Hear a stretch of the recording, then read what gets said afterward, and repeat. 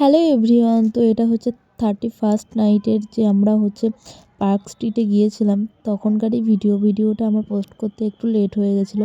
আমরা রাতের বেলায় বার হয়ে গেছিলাম 11টা নাগাদ, আর ওখানে পৌঁছাতে হচ্ছে আমাদের 11:30 বেজে গেছিলো। যেহেতু আমরা এখন হাওড়াতে থাকি, সেই জন্য খুব ইচ্ছে ছিল যে যাওয়ার।